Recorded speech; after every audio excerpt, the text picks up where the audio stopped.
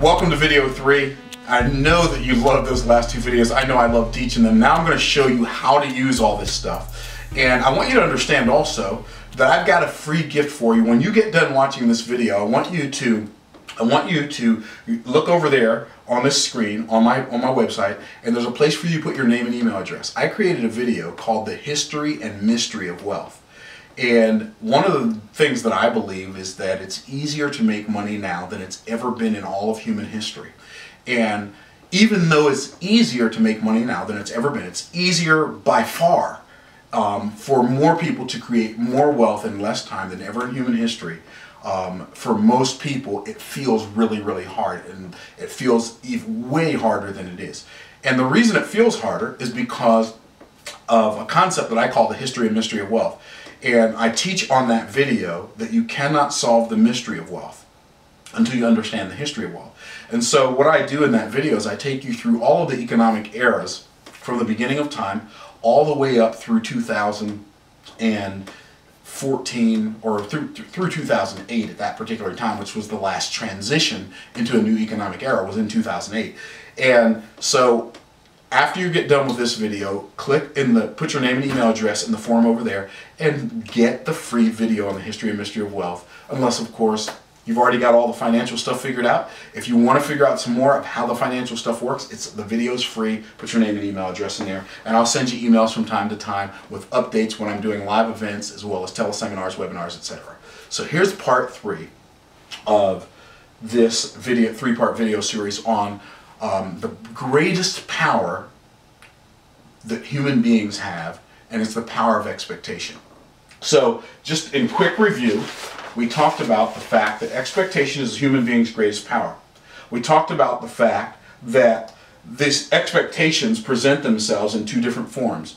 Outcomes I don't desire, which we called unfavorable outcomes, or outcomes that we do desire, which we called desirable outcomes, or undesirable outcomes and desirable outcomes. And then we talked a little bit about how, The Secret started teaching people that there is a concept called the law of attraction, and I believe that it just left so much out that for so many people, the law of attraction is still a secret, or the secret is still a secret. And I believe that even in this simple 3-part video, you're going to have a better understanding of how you can use it and why it works than even you did with that long production. Even though there were some good things in The Secret, I'm not saying it was a bad video. It was good in the fact that it made you aware that there is a law of attraction. But this is how it actually works. For every action there, and we talked about the fact that the law of attraction is the law of action, because when we have the joyful anticipation of an outcome we desire, it gives us the ability to take action. So anticipation is an emotion that is created by the expectation of a favorable outcome.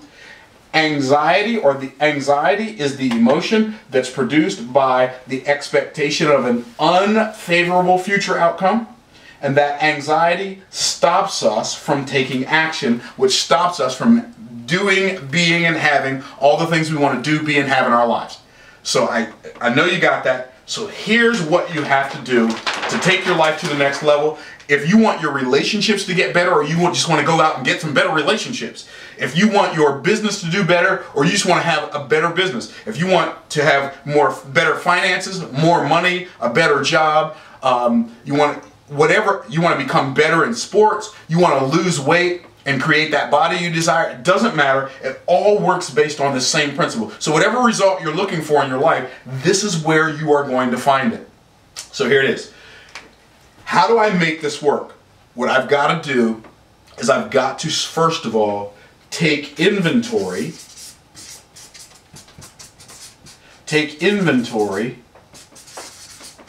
of my expectations. Now, I'm sure you've never heard anybody say that before, but that's okay. You've got to do it. Whenever you desire a great change or a great accomplishment in your life, you've got to ask yourself, what do I really expect about this thing? What do I really expect to happen? Because when you take inventory of your expectation, that gives you the ability to identify where you are in this process of producing this result. So let's say you say, I desire to start a business. Okay, you desire to start a business. Do you believe that it's necessary for a person to have an MBA to start a successful business? If you believe that and you don't have an MBA, you are not going to take any action towards that. Let's say your desire is to lose weight and to develop a great physique and you want to be in shape. Well, if your expectation is that working out is painful, and it's so painful, and it's not pain that I'm willing to go through, the anticipation of the pain of working out is going to keep you from working out. But the anticipation of the joy of eating Krispy Kreme donuts is going to cause you to eat Krispy Kreme donuts. See, we do those things that make us feel good, about doing them. So we got to take inventory of our expectations.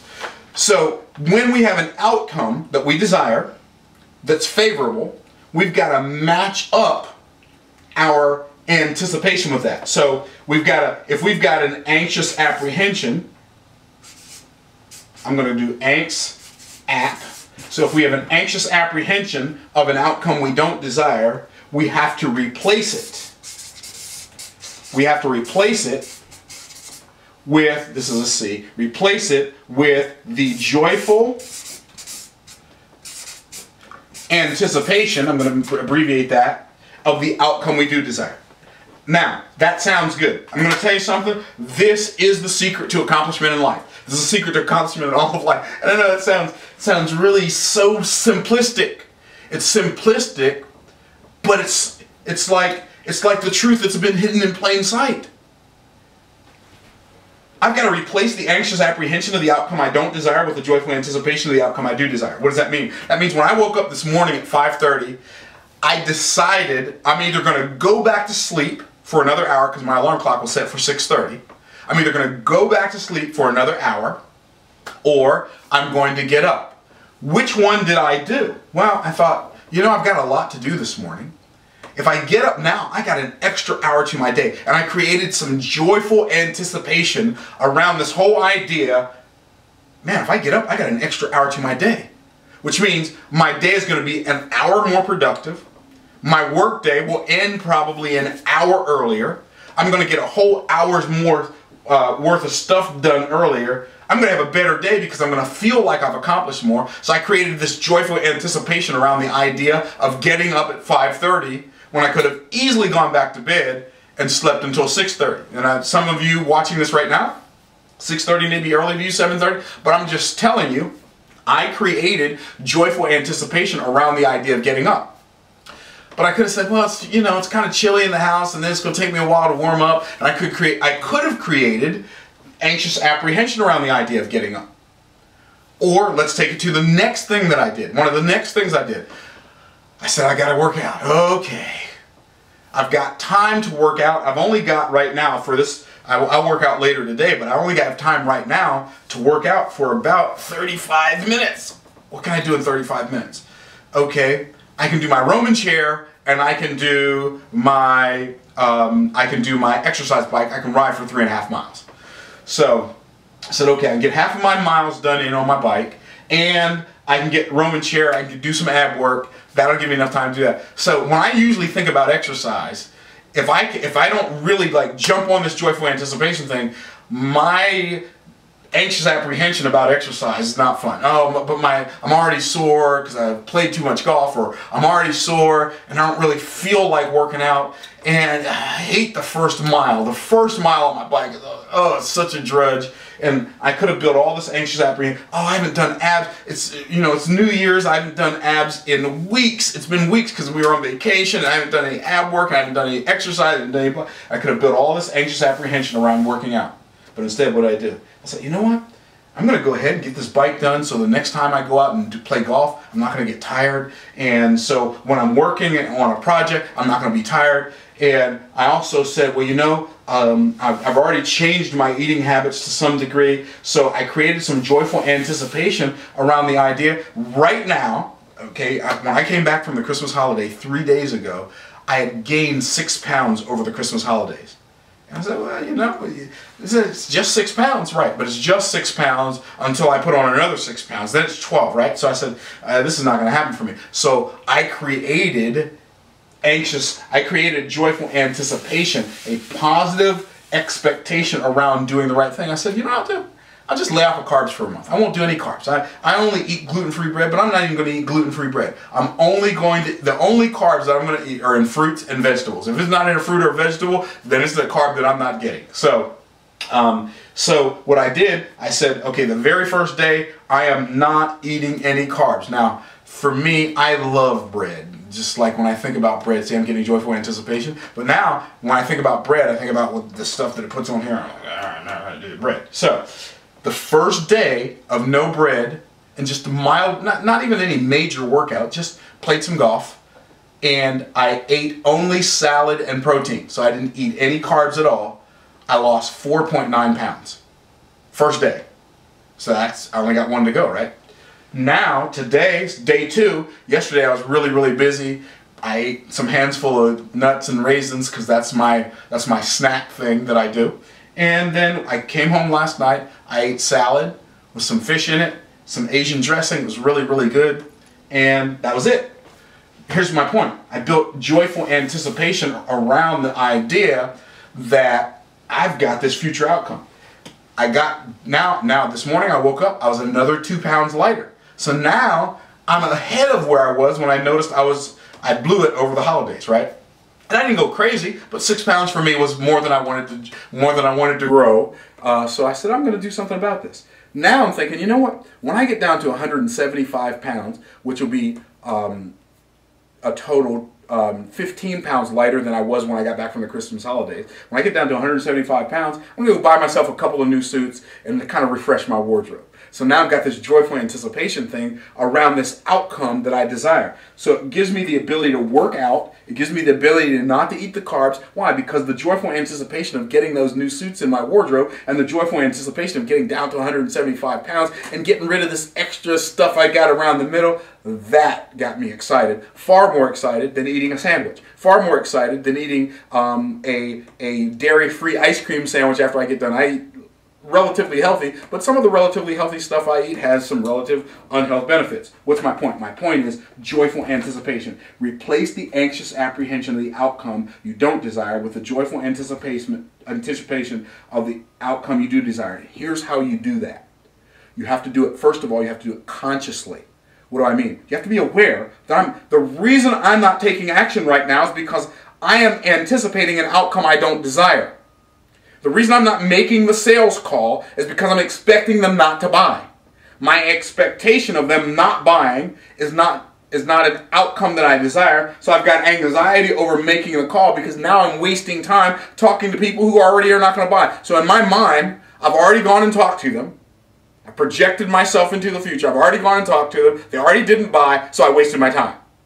Or I can create the joyful anticipation that they're going to buy, which causes me to do what? If you really expected that you were going to go, like I had with that $400,000 sale, I wasn't expecting that. I was just expecting to go meet the guy and maybe set something up in the future. But if you're really expecting to go make a $400,000 sale, or a $4,000 sale, or $400. If I go meet this person today, talk to him for 30 minutes, I'm going to make $400. If you really were expecting that, how hard would it be for you to go see him? Not hard at all. If you knew you could do 10 push-ups and 10 sit-ups today and lose 10 pounds, and you wanted to lose weight, wouldn't you do that? Of course you would. But the problem is, you don't create enough joyful anticipation around it. So what do you have to do? First thing you have to do is you have to be conscious of it. Second thing you have to do is you have to verbalize.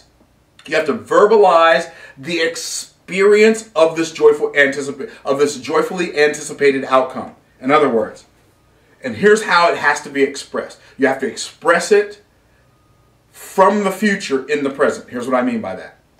Let's say that by January 30th, I want to be January 31st, or February 1st. We'll call it February 1st. February 1st, I want to be 175 pounds. Here's how I express that. And I do this multiple times a day. I am so happy and so thankful that it is now February 1st, and I am now 175 pounds, and I get to go out and buy myself 3 new suits, 3 new shirts, 3 new ties, and re-wardrobe myself. I am so happy and grateful that it is now. And whatever your sales goals are, let's say your sales goals are you want to do $10,000 in revenue for the month of January. I am so happy and thankful that it is now February 1st, and I have produced in January $10,000 in revenue. And what you do is you create your expectation with your words. Because people talk about speaking things into existence. I'll share my belief with you. You don't have to share it, but you don't have to believe it. But it's my belief, and it's worked to help me produce the results I've produced in my life, which are some pretty stellar results. I believe that the only thing we can speak into existence is faith. And we have to learn to speak faith, or that positive expectation, into existence in the place where doubt used to exist. Do you understand that faith and doubt are both belief? Faith is my belief or expectation that the outcome will be favorable. Doubt is my belief or expectation that the outcome will be unfavorable. Learn to empower your expectations with your words, and you will produce results that other people only dream about. I trust that you loved this video. If you did love it, please leave a comment on below. Also, don't forget, put your name and email address in the form over there on your right of this video, and I will send you the video on the history and mystery of wealth, and I'll look forward to seeing you at one of my live events. Be blessed, and I'll see you soon.